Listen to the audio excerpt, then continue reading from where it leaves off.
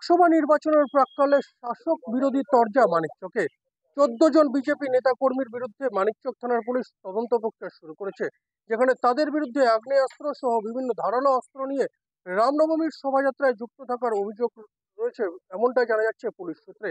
গত বছর রামনবমীর শোভাযাত্রায় বেশ কিছু মানুষকে চিহ্নিত করে পুলিশ, যাদের কাছে আগ্নেয়াস্ত্র সহ বিভিন্ন রকম অস্ত্র ছিল, এমনটাই জানা যাচ্ছে পুলিশ সূত্রে।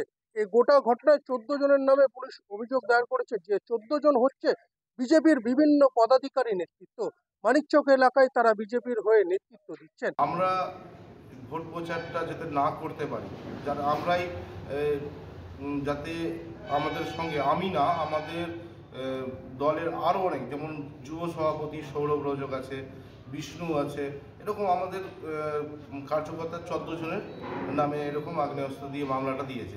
এই যে অভিযোগটা করছে বিজেপির মানে নেতারা, এটা বেসলেস, মানে এর কোনো মানে ভিত্তি নেই।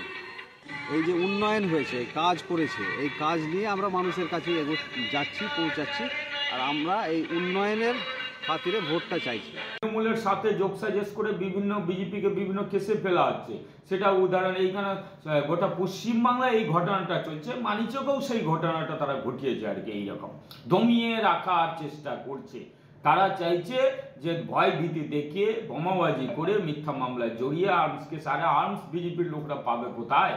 আর্মস তো যত আছে ফ্যাক্টরি আর মদের ফ্যাক্টরিতে সেই তৃণমূলের নেতার কাছে। প্রতিদিনই তারা বোম ফাটায়, প্রতিদিনই গোলা বারুদ করে, সেটা টিভি পেপারে সবসময় আপনারা দেখতেই পাচ্ছেন গোটা বাংলার লোক। অর্থাৎ গণতন্ত্র তার পাশে নেই, এই তৃণমূলের শেষের শুরুটা হয়ে গেছে।